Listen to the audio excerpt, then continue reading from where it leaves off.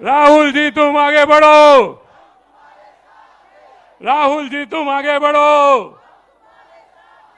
राहुल जी तुम आगे बढ़ो।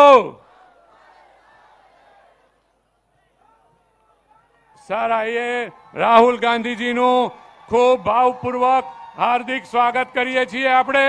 રાહુલજી આપણી વચ્ચે આવી પહોંચ્યા છે, તાલીઓના ગડગડાટથી એમનું સ્વાગત કરીએ આપણે। સાથે રાજસ્થાનના મુખ્યમંત્રી આદરણીય અશોક ગેહલોત સાહેબનું પણ હું હૃદયપૂર્વક સ્વાગત કરું છું। અને હવે આપણે આગળનો કાર્યક્રમ શરૂ કરીએ। સૌ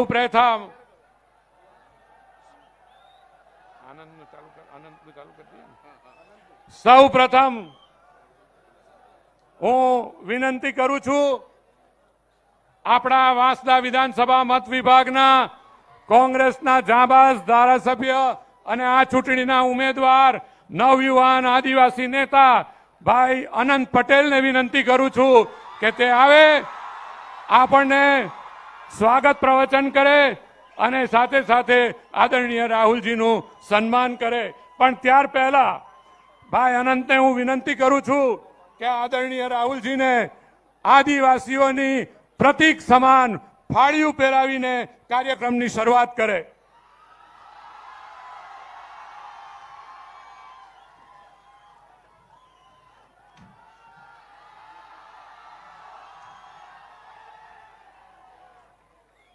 सर ये हमारे आदिवासियों का प्रतीक है और आपने इस प्रतीक को स्वीकार करके ये पूरे आदिवासी समाज को उपकृत किया है। हूँ विनंती करूँ छू भाई आनंद ने के हवे आपने संबोधन करे। भाई अनंत पटेल।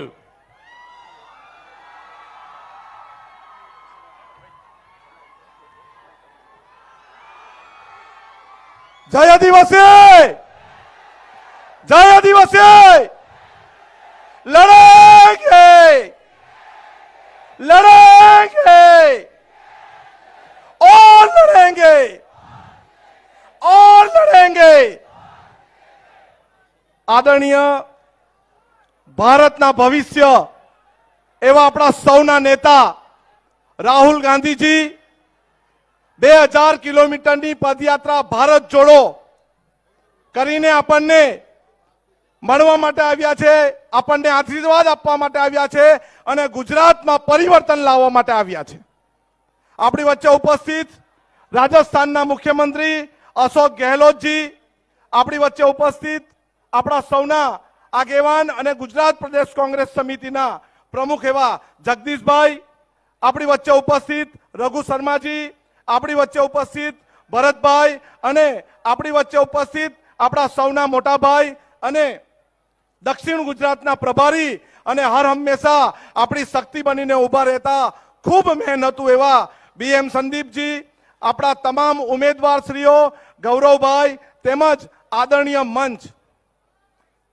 छेल्ला केटलाओ वर्षोथी आपणे परिवर्तननी राह जोई रह्या छे, छेल्ला केटला समयथी आपणे परिवर्तन इच्छी रह्या छे, परंतु आ 2022 मां આપણે પરિવર્તન લાવવું છે અને પરિવર્તન કેમ લાવવું છે? કારણ કે આ ચોર લુચ્ચી સરકાર આપણને આદિવાસીઓની જળ જંગલ જમીન પર ડોળો નાખી રહી છે અને અવનવા પ્રોજેક્ટો લાવીને એની જમીન જંગલ અને પાણી લૂંટી રહી છે। એના માટે આપણને પરિવર્તનની જરૂર છે। આદિવાસી સમાજના યુવાનો જ્યારે શિક્ષણ મેળવવા માટે તડપી રહ્યા છે ત્યારે આ સરકાર આદિવાસી વિસ્તારની શાળાઓ બંધ કરી રહી છે। એના માટે આપણને પરિવર્તનની જરૂર છે। આ વિસ્તારમાં જે મોંઘવારી છે એ મોંઘવારી દિવસે ને દિવસે વધી રહી છે। ગેસના સિલિન્ડરના ભાવ કોંગ્રેસની સરકારમાં 450 રૂપિયા હતા અને અત્યારે ભાવ છે 1150। એટલા માટે આપણી બહેનો પરિવર્તન માંગી રહી છે અને આપણે પણ પરિવર્તન એક સંકલ્પની જેમ લેવાનો છે। લેશો ને પરિવર્તન? જોઈએ છે ને પરિવર્તન? આપણે પરિવર્તન લઈને રહેશું ને? તો 1લી તારીખે આપણે પરિવર્તન માટે કોંગ્રેસ પક્ષના ઉમેદવારને મત આપવાનો છે અને આપણા આદિવાસી સમાજ પર જે અત્યાચારો થયા છે, રવિ અને સુનિલ ડાંગના 2 નવયુવાનોને ફાંસીએ લટકાવી દીધા છે, એમનું અપમૃત્યુ થયું છે, એના માટે આદિવાસી સમાજે આંદોલન કર્યું છે, એને ટેકો આપવા માટે રાહુલજી આવ્યા છે. પાર Tapi Narmada river link project આપણે રદ કરવાનો છે, એના માટે રાહુલજી આવ્યા છે.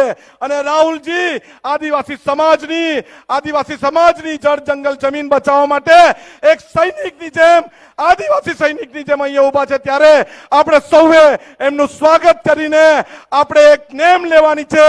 આ વખતે કોણ આવશે? કોંગ્રેસ આવશે, કોંગ્રેસ આવશે ને કોંગ્રેસ આવશે.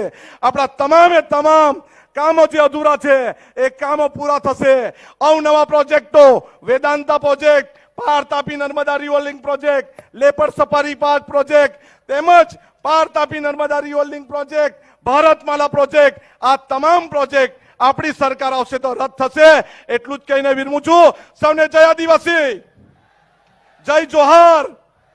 લડેંગે લડેંગે और लड़ेंगे. સૌનો આભાર.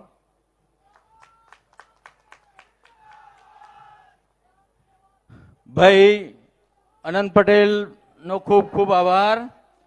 હવે બેન હેમાંગીબેન ગરાસિયા મહુવા વિધાનસભાના ઉમેદવાર ને વિનંતી કરીશ કે 2 મિનિટ સભાને સંબોધે.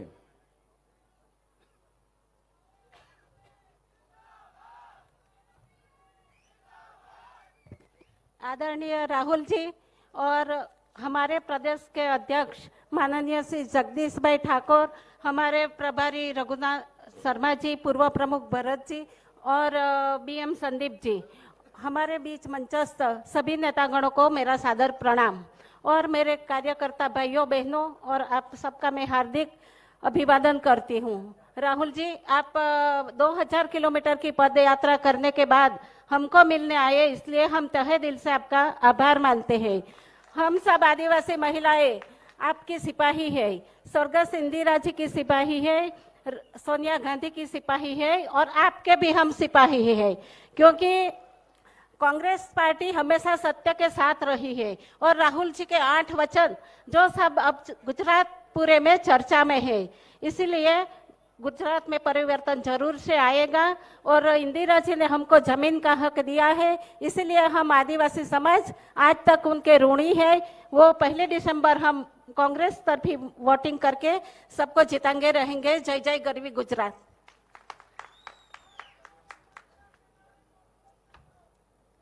બેન હેમાંગીની બેનનો ખૂબ ખૂબ આભાર. હવે આપણા પ્રદેશ કોંગ્રેસ સમિતિના જુજારુ નેતા અને ભૂક્કો કાઢી નાખીશ, ભૂક્કો ભાજપ ન કરવા વાળા ભાઈ મુરબ્બી જગદીશભાઈ ઠાકોર સાહેબને વિનંતી કરીશ.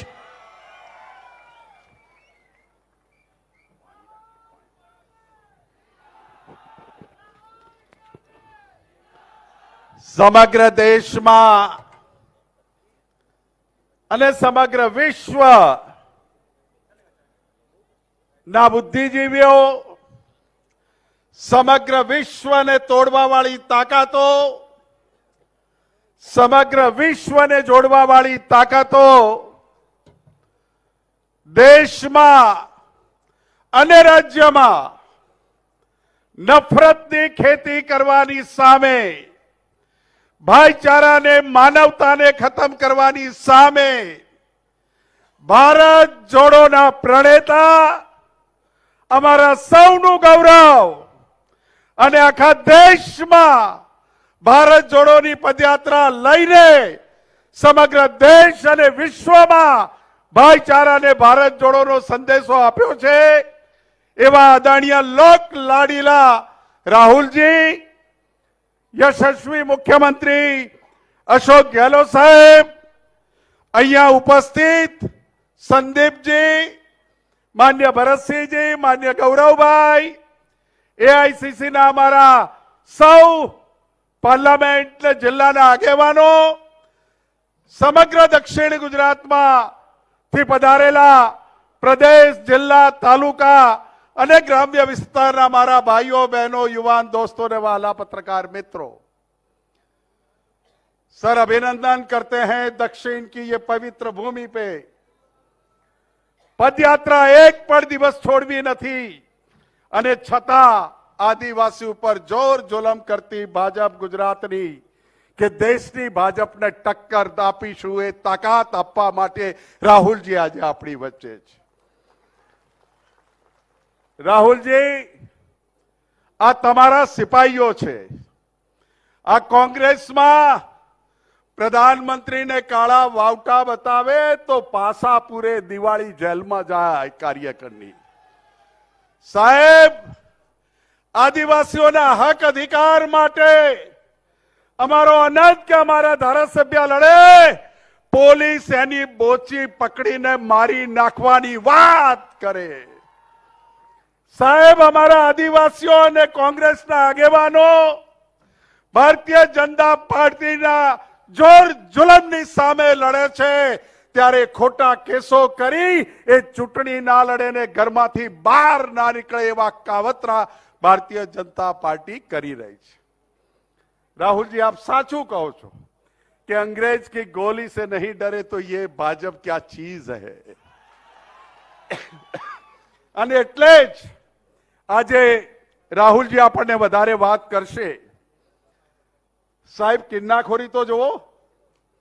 આજે 2 હેલિકોપ્ટરમાં આદરણીય વેણુગોપાલજી આવવાના હતા, રઘુ શર્માજી આવવાના હતા, સુખરામ રાઠવાજી ને બધા આગેવાનો આવવાના હતા।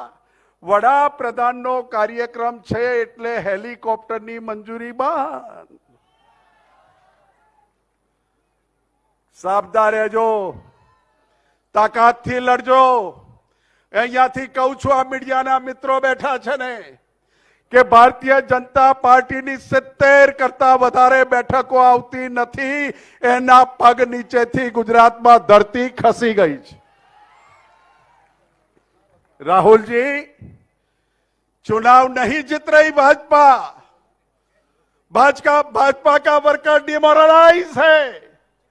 गुजरातनी प्रजा એને જાકારો આપે છે, ત્યારે જેલોમાં જે ગુંડાઓ છે, અસામાજિક તત્વો છે, જેલોમાં જઈ અને મીટિંગો કરે છે અને જેલોમાં ગુનેગારોને મહિનાનો પેરોલ આપે છે। ભાજપ વાળા તારી સાથે છે, સરકાર તારી સાથે છે। કોંગ્રેસને જેટલું નુકસાન કરવું એટલું કર, આવી નીતિથી ભાજપ ચાલી રહ્યું છે।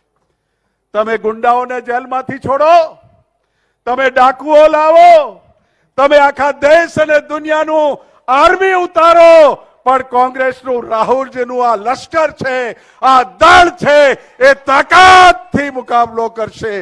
લડેંગે। હજુ બરાબર જામતું નથી આ બાજુ। લડેંગે। Thank you very much.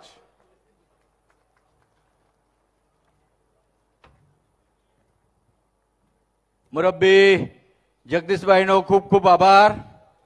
હવે રાજસ્થાનના યશસ્વી મુખ્યમંત્રી અને ગુજરાતમાં જે યોજનાઓ રાહુલ ગાંધીજીએ જાહેરાત કરી છે એ યોજનાના પ્રથમ ચરણમાં અમલીકરણ કરવાવાળા યશસ્વી મુખ્યમંત્રી અશોક ગેહલોતજીને વિનંતી કરીશ કે સભાને સંબોધે।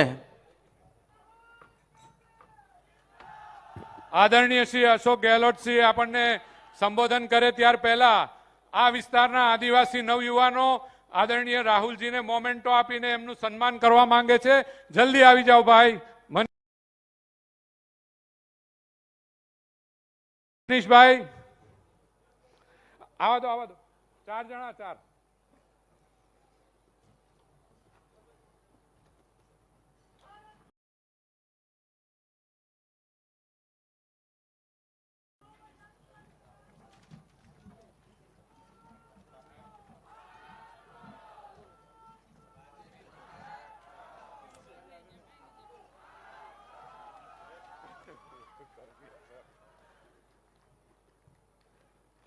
ખૂબ ખૂબ આભાર। નિકુંજ આપી દો જલ્દી। बस खत्म।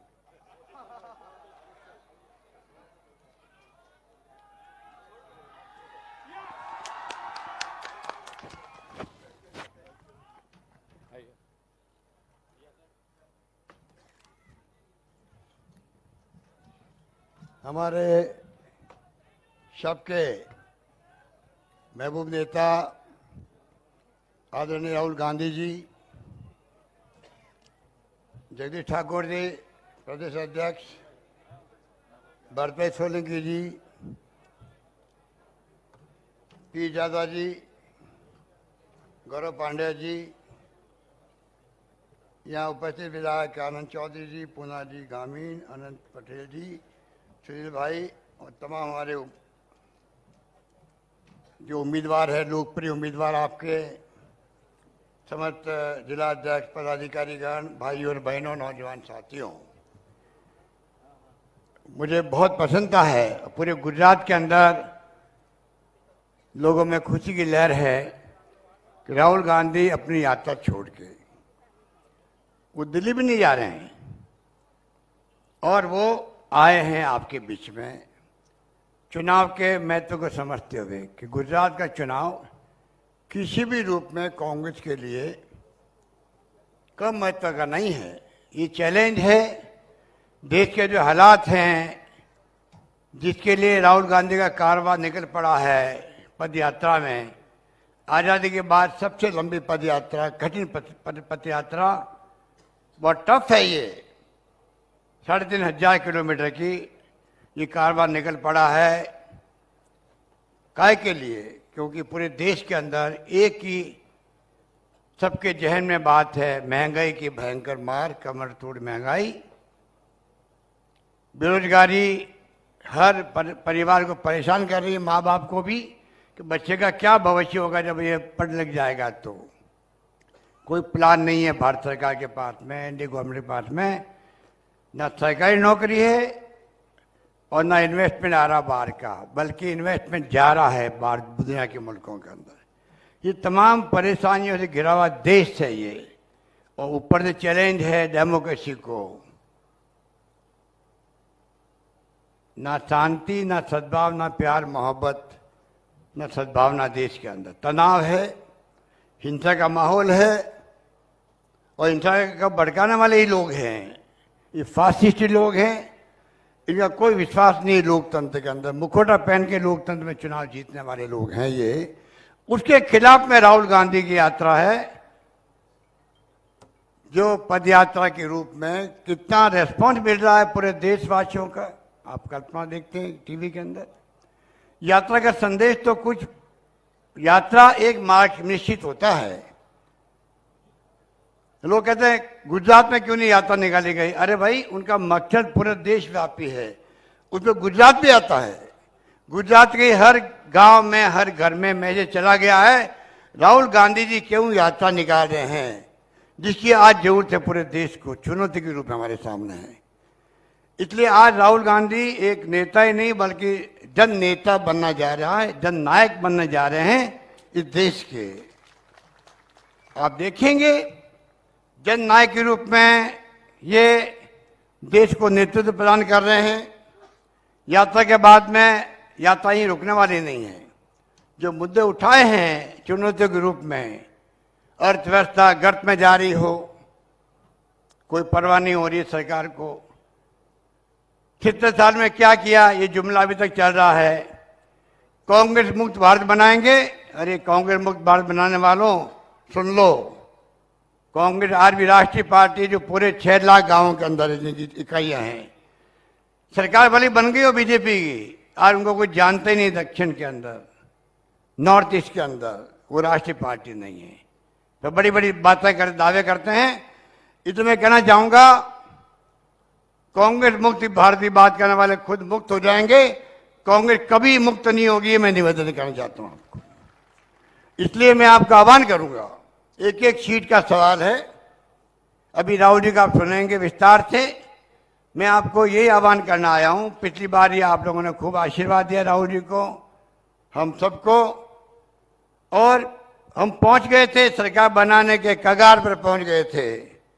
उन्होंने फाउल खेला सूरत के अंदर, नॉर्थ गुजरात के अंदर 10-15 सीटें कम रह गई, वरना आज सरकार उनकी नहीं होती 17 के अंदर। इतना प्यार आपने दिया राहुल जी को। और मैं आपको कहना चाहूंगा, इस बार तो उनकी यात्रा का संदेश जो घर घर में गया है उसको आप आत्मसात कीजिए। इतनी सरकार विरोधी लहर मैंने कभी नहीं देखी आज तक, कभी किसी सरकार के अंदर। पूरा मंत्रिमंडल बदलना पड़ा इनको, मुख्यमंत्री सहित। इतिहास में कभी आज तक ऐसा कभी नहीं हुआ कि मंत्री नहीं, मुख्यमंत्री नहीं, तमाम मंत्री और मुख्यमंत्री सब बदल गए। आप बता दीजिए इसका मतलब कोरोना के अंदर क्या हालात हुए, कितने लोग मारे गए। अरे जिप चढ़ती गई सड़कों पर, एम्बुलेंस के अंदर, कारों के अंदर, बोला नहीं देश। शराब नकली साहब ने मर गए 70 लाख, कोई परवाह नहीं करी गई। अभी मोरबी में 135 लोग मारे गए, हमने कोई आरोप नहीं लगाया, हमने खाली इतना ही कहा आप हाई कोर्ट के सिटिंग जज से, रेटा जज से जांच करवाओ, सच्चाई सामने आएगी, एक्शन होगा। जिन लापरवाही करी तो आगे लोग भय में रहेंगे, गलती नहीं करेगा, वो भी इनको मंजूर नहीं। गुजरात हाई कोर्ट को लेना पड़ा, संज्ञान लेना पड़ा है। इसलिए आज मौका आपके सामने है सरकार बदलने का। 27 साल बहुत होते हैं। अब तो मोदी जी हर वीक क्यों आ रहे हैं यहाँ पर? जब से यूपी चुनाव जीते लगातार हर वीक यहाँ आते हैं और गांव गांव में फिर रहे हैं। क्यों फिर रहे? यूथ मुख्यमंत्री पद, प्रधानमंत्री पद बहुत बड़ा होता है। गुजरात का प्रधानमंत्री है, अपना पे बड़ी बात है। आज जरूरत क्या पड़ गई उनको, अमित शाह जी को? किस प्रकार उतारा गया सब मंत्रियों को यहाँ पर? इसका मतलब है जमीन खिसक रही है, घबरा गई है बीजेपी, ये पूरी जान लगा रही है, भावना में बह करके आपको वोट लेने की कोशिश कर रही है। इस बार मैं आपसे अपील करूंगा, कोई भावना में नहीं बहे। सच्चाई है कि कुशासन चला 5 साल तक। इस बार मौका दीजिए कांग्रेस को। और कांग्रेस आपको जो वचन दिए हैं, राहुल गांधी जी ने वचन दिए हैं। और आखिर में कहना चाहूंगा, राहुल गांधी वो व्यक्ति है, पहले घोषणा पत्र निकलते थे, इन्होंने कहा नहीं, आप जनता को पूछो फिर घोषणा पत्र जारी करो। उसका नाम बदला गया जन घोषणा पत्र। आप सबको पूछ करके घोषणा पत्र जारी हुआ है। वचन में जानता हूं, मैं आपका टाइम नहीं लूंगा, वचन एक से एक बढ़ के वचन है। राजस्थान सरकार ने उन वचनों को पूरा किया है। एक्सपेरिमेंट करने के बाद में लाएंगे, लेके आए हैं। तो मैं आपको आह्वान करूंगा, निवेदन करूंगा, आग्रह करूंगा, कृपा करके सरकार बनते ही वचन पूरे करने शुरू होगी। राहुल गांधी जी खुद मॉनिटरिंग करते हैं। सरकार जब राजस्थान, मध्य प्रदेश, छत्तीसगढ़ की बनी, लगातार मॉनिटरिंग चल रही है कि जो आपने वादे किए हैं। घोषणा पत्र का मतलब ही होता है आप वादे करके चुनाव जीत के आते हो, फिर घोषणा पत्र भूल जाते हो। राहुल जी कहते नहीं, वादे किए या तो लिखो मत, लिखो तो उनको निभाओ। इसलिए वो वादे किए जाते हैं। उसी सिद्धांत पे हम लोग चलना चाहते हैं। इसलिए आपको मैं विश्वास दिलाता हूं, एक बार जीता के देखो कांग्रेस को, वचन पूरे होंगे। और लफारी जो आप पार्टी कर रही है, उनका ग्राफ नीचे आ रहा है। उनको पूछो आपने हिमाचल में पूरा कैंपेन विड्रॉ क्यों कर लिया? वहां भी ये लफारी करते थे, झूठे वादे कर रहे थे। हिमाचल के अंदर केजरीवाल जी अचानक क्या हो गया, रोड शो किए, वादे किए, पूरा अपना बोरिया बिस्तर गोल कर लिया, ऑफिस बंद कर दिए, यहाँ आ गए, यहाँ झूठे वादे करने लग गए। गुजरात की जनता समझ चुकी है कि इनकी कोई क्रेडिबिलिटी नहीं रही है। इसलिए मैं आपको यही निवेदन करूंगा, कृपा करके आप इस बार मौका दीजिए। आपके एक से बढ़ के एक आपके उम्मीदवार खड़े किए गए सोच समझ करके। और आपको मालूम है कि किस प्रकार से अनिल पटेल जो है संघर्ष करता है, वो भी आप जानते हैं। संघर्ष की राजनीति हम करते हैं। बीजेपी के कार्यकर्ताओं ने हमला किया हमारे अनिल पटेल पे किया, गौरव पंड्या पे किया। उल्टा केस 307 का इनके ऊपर बना दिया गया। बताइए, 4 लोगों को पासा में फंसा दिया गया, काले झंडे दिखा दिए प्रधानमंत्री को। क्या काला झंडा दिखाना डेमोक्रेसी जुल्म है?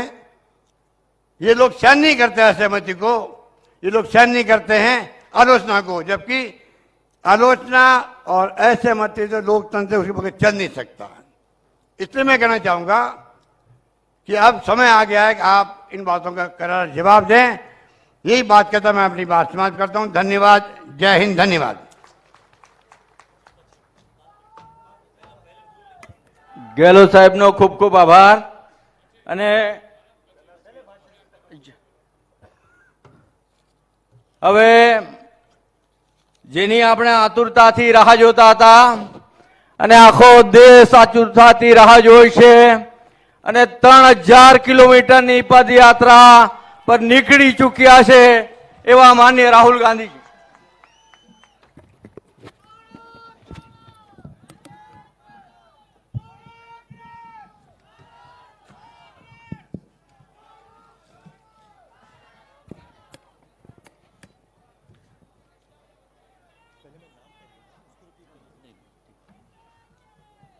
अशोक गहलोत जी,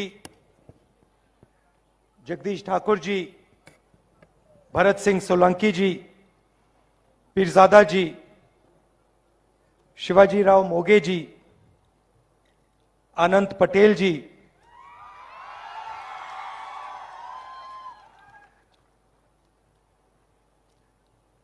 गरसिया जी, आनंद चौधरी जी, पूना जी गामित जी, सुनील गामित जी, किसान पटेल जी, कांग्रेस पार्टी के हमारे सब प्यारे कार्यकर्ता, भाइयों और बहनों, प्रेस के हमारे मित्रों, आप सबका यहां बहुत बहुत स्वागत। ऐसी गर्मी में आप आए, हमारी बात सुनने आए, इसके लिए दिल से बहुत धन्यवाद। આપ સૌનું રાહુલજી અંતરથી દિલથી સ્વાગત કરે છે કે આટલી ગરમીમાં પણ આટલી મોટી સંખ્યામાં આપ એમને મળવા સાંભળવા અહીંયા પધાર્યા છો. આપ સૌનો ધન્યવાદ વ્યક્ત કરે છે. 70 दिन से अब हम कन्याकुमारी से लेकर श्रीनगर की यात्रा पे चल रहे हैं.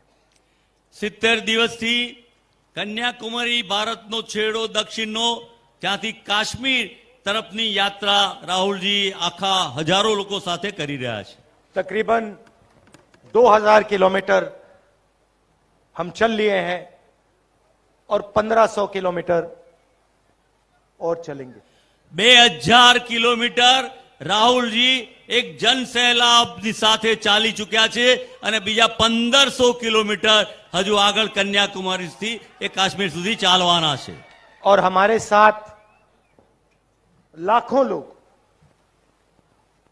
लाखों किसान, बेरोजगार युवा, माताएं, बहनें, आदिवासी, दलित, पिछड़े, अल्पसंख्यक, सब लोग हमारे साथ इस यात्रा पे चल रहे हैं. લાખો લોકો જેમાં ખેડૂતો, મહિલાઓ, બેરોજગાર યુવાનો, દલિત, આદિવાસી, લઘુમતી, ગરીબ, પછાત સૌ વર્ગના લોકો જે પીડિત છે આ દેશમાં એ રાહુલજીની સાથે એ યાત્રામાં જોડાઈને ચાલી રહ્યા છે. मीडिया इतना दिखाती नहीं है, मगर अगर आप वहां आए, दिखाते नहीं है बिल्कुल. अगर आप वहां आए तो आपको एक नदी सी दिखाई देगी जिसमें लाखों लोग बह रहे हैं, चल रहे हैं. આ મીડિયાના મિત્રો દુઃખ સાથે કહેવું પડે કે આટલો મોટો એક પ્રવાહ નદીનો, સરિતાનો, દરિયા જેવો જતો હોય પણ એને બતાવતા નથી. એ બતાવે તો આખો દેશ અને દુનિયા જાણે.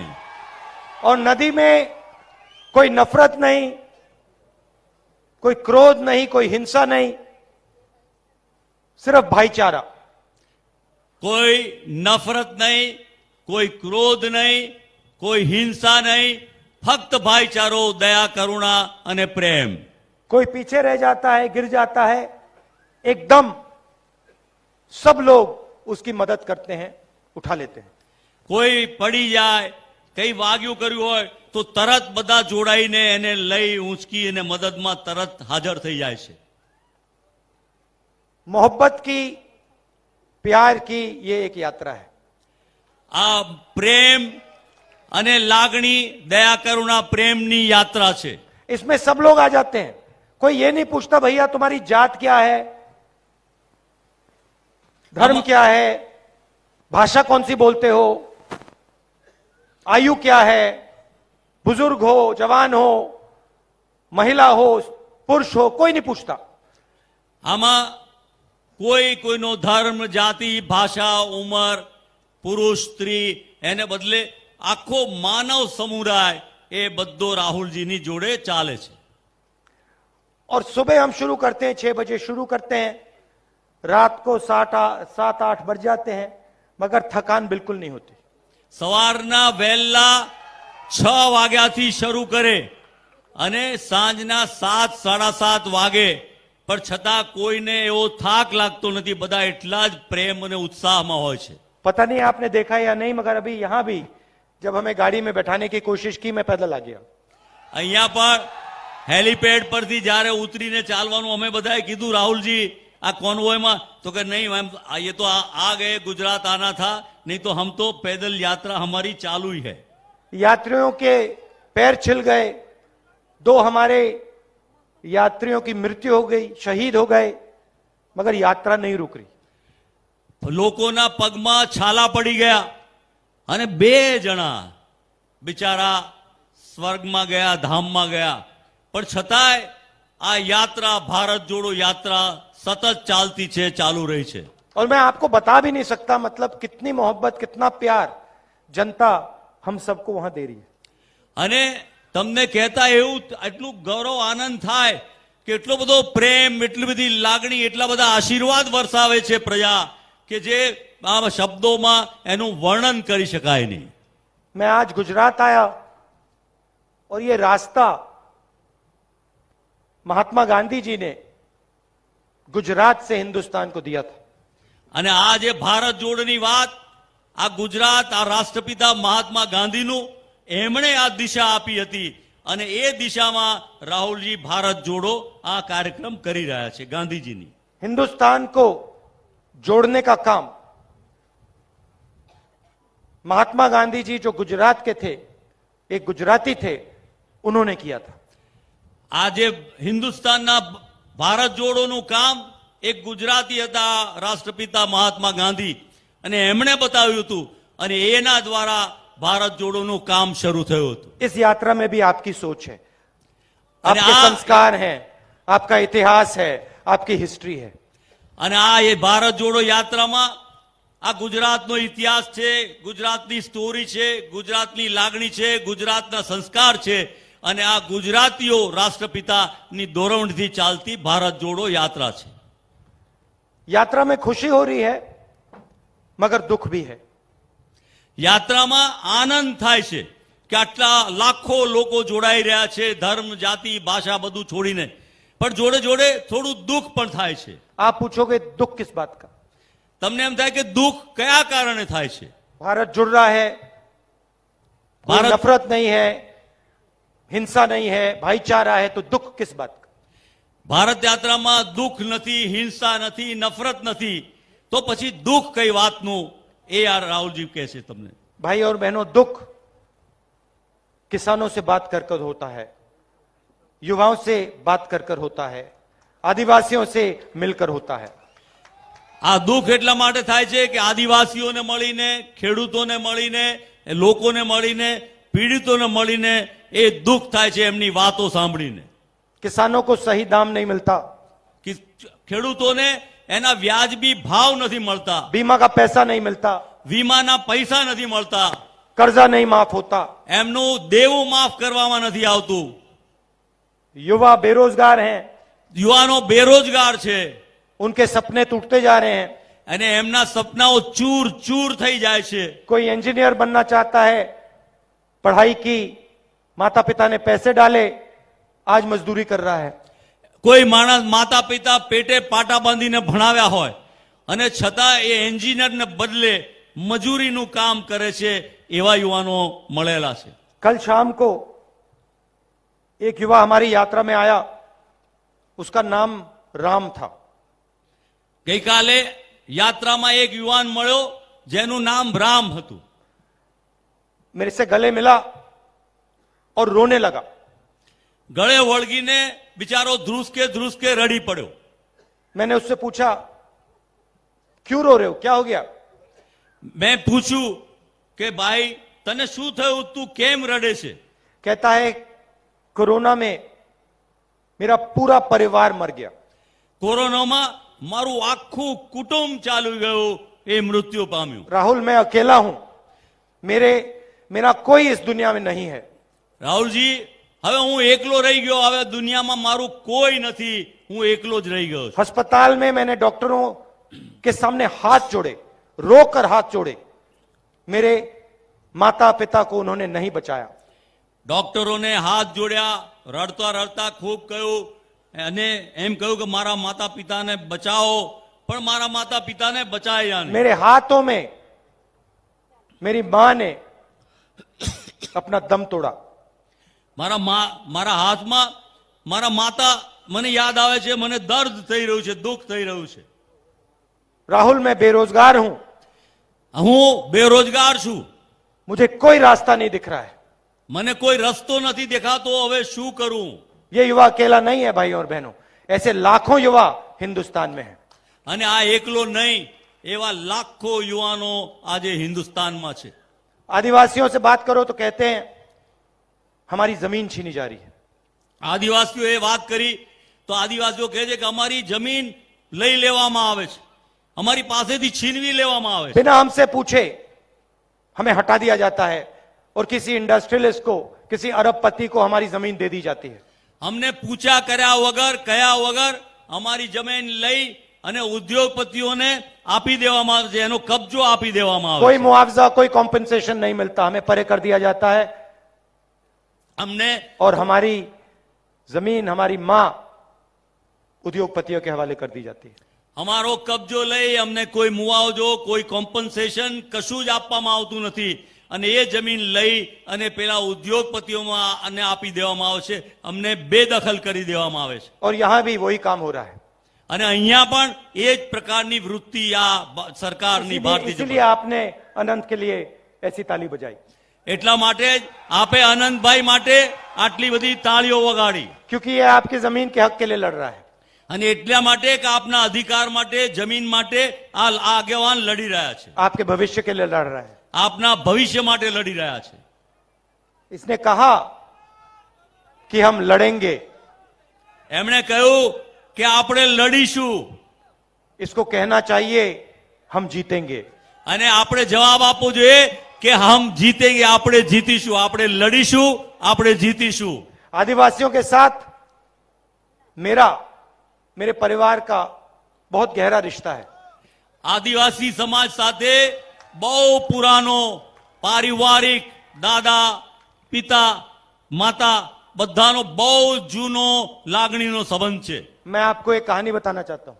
આપને એક સરસ વાત યાદ કરાવીને આપને કહેવા માંગુ છું. मैं छोटा सा लड़का था, 6-7 साल का।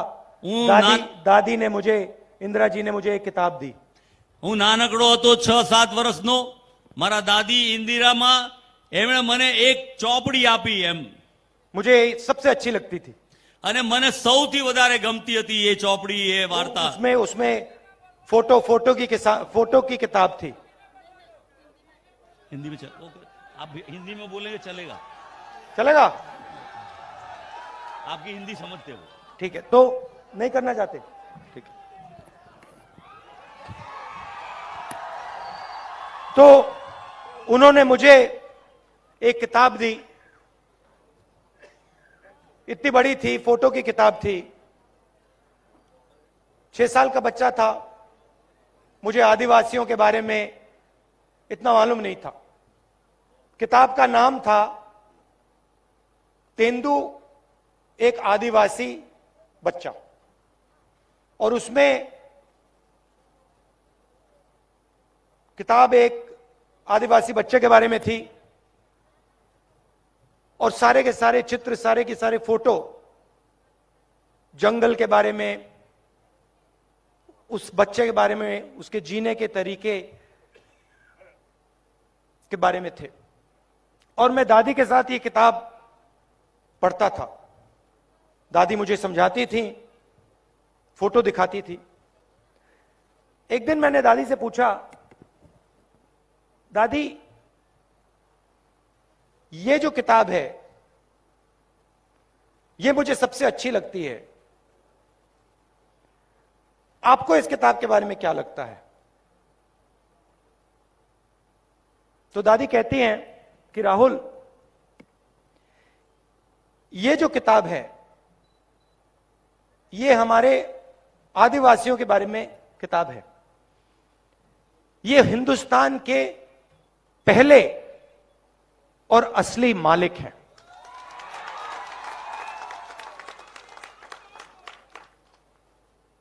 ये हिंदुस्तान के पहले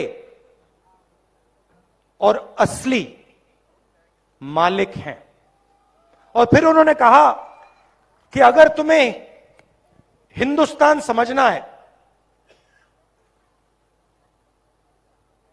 तो आप आदिवासियों को, उनके जीवन को और जो उनका रिश्ता जल, जंगल और जमीन के साथ होता है उसको समझ लो। और उन्होंने आदिवासी शब्द प्रयोग किया। आदिवासी मतलब जो सबसे पहले यहां पे रहते थे। ये मैंने आपसे बहुत गहरी बात बोली है। मैं आपसे कह रहा हूं कि इस देश के पहले मालिक आप हो। मतलब आपसे यह देश लिया गया है। अब एक दूसरी विचारधारा है। बीजेपी के लोग आपको आदिवासी नहीं कहते। क्या कहते हैं आपको? वनवासी।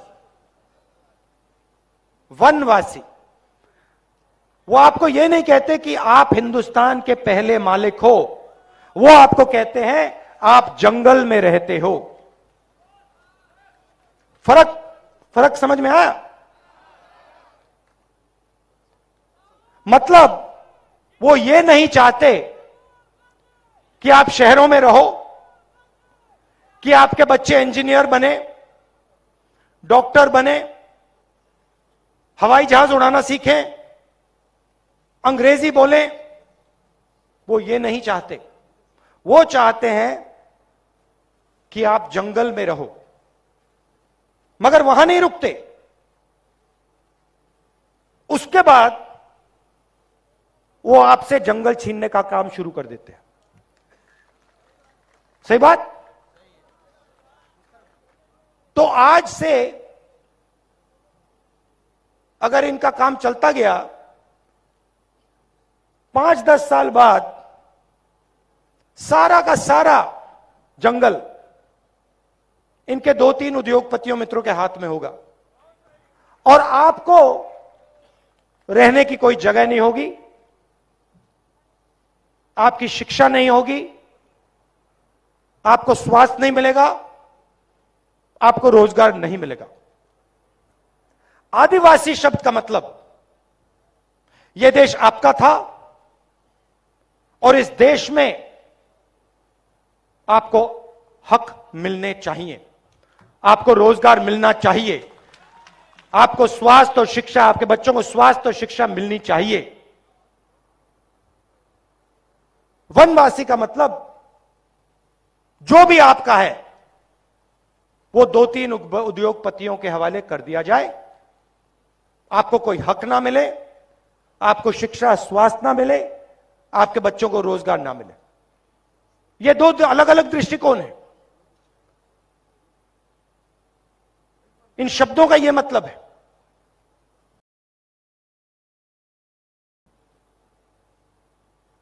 आप वनवासी नहीं हो, आप आदिवासी हो और यह देश आपका है,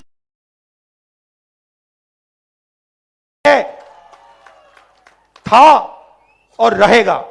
और इस देश में आपकी जमीन की रक्षा होगी, आपको शिक्षा मिलेगी, स्वास्थ्य मिलेगा और आपके बच्चों को, युवाओं को रोजगार मिलेगा। हम पैसा कानून लाए, पूरे देश में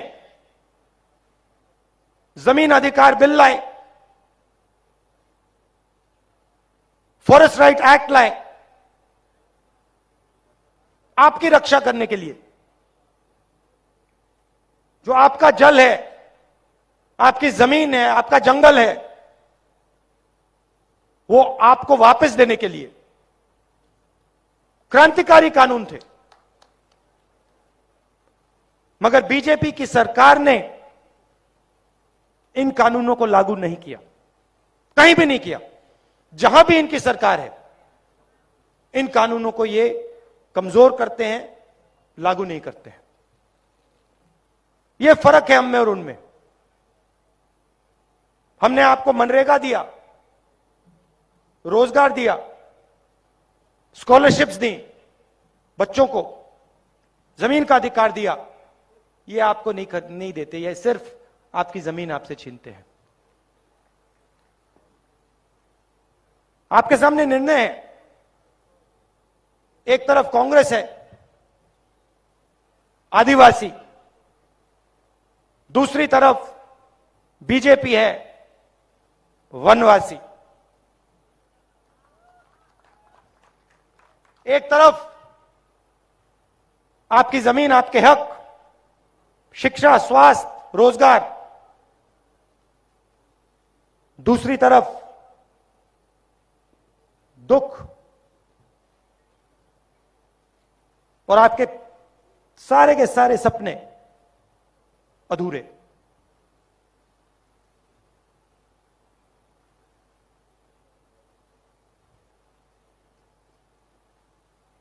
हम चाहते हैं कि जो आपकी हिस्ट्री है, इतिहास है, जीने का तरीका है, उन सब की रक्षा हो। आजकल दुनिया में लोग एनवायरनमेंट की बात करते हैं, बड़े बड़े कॉन्फ्रेंस होते हैं, पूरी दुनिया के नेता मिलते हैं, एनवायरनमेंट की बात होती है। एनवायरनमेंट के बारे में हमारे आदिवासी भाइयों को इन सब नेताओं से ज्यादा मालूम है।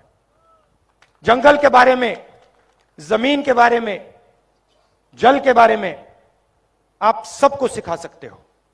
और हमारा काम, सरकारों का काम, नेताओं का काम आपकी आवाज सुनने का काम है, जैसे हम भारत जोड़ो यात्रा में कर रहे हैं। हवाई जहाज में नहीं, हेलीकॉप्टर में नहीं, सड़कों पे चलकर, पैर पे छाले लगवाकर आपकी बात सुनने का हमारा काम है। आप सब यहां दूर दूर से आए, इतनी गर्मी में आए, मैं दिल से आपका धन्यवाद करना चाहता हूं। आप इतनी मोहब्बत देते हो, इतना प्यार देते हो, इसके लिए बहुत बहुत धन्यवाद। नमस्कार, जय हिंद।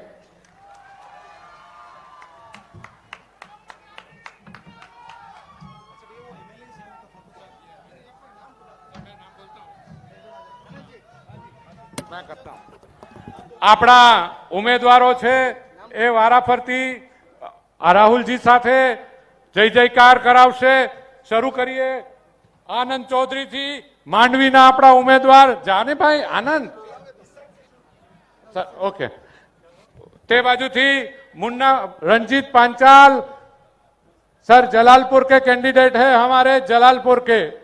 उसके बाद मुकेश पटेल डांग के कैंडिडेट है हमारे, डांग के। उसके बाद दीपक बारोट, ये हमारे नवसारी के कैंडिडेट है।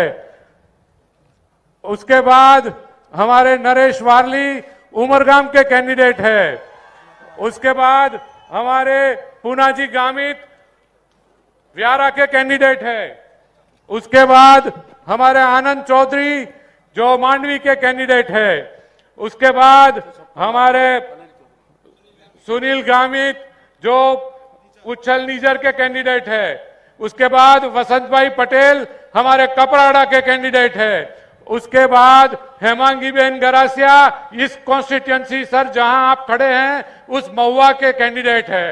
उसके बाद आपका चाहिदा आनंद पटेल। उसके बाद भाई मुझे दिखता नहीं है यार, हमने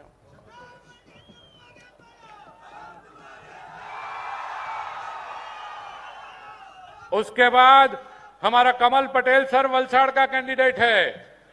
उसके बाद हमारा अशोक पटेल गणदेवी का कैंडिडेट है। उसके बाद किशन भाई पटेल हमारे धर्मपुर के कैंडिडेट है।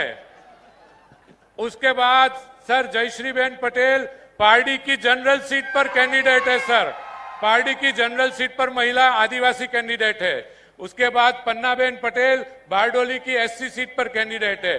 और उसके बाद अनिल चौधरी हमारे मांगरोड के कैंडिडेट है।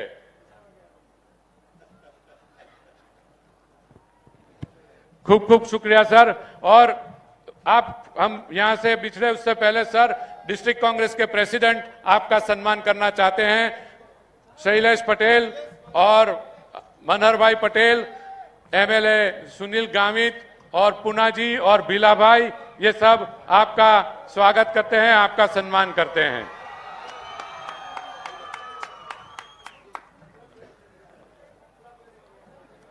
હવે આભાર વિધિ પૂનાજી ગામિત કરશે। પૂનાજી આભાર વિધિ કરશે। આજની આ રેલીમાં આપણા સૌના નેતા માન્ય રાહુલજી આવીને આપણને ખૂબ સરસ માર્ગદર્શન આપ્યું છે, એમનો ખૂબ ખૂબ આભાર માનું છું।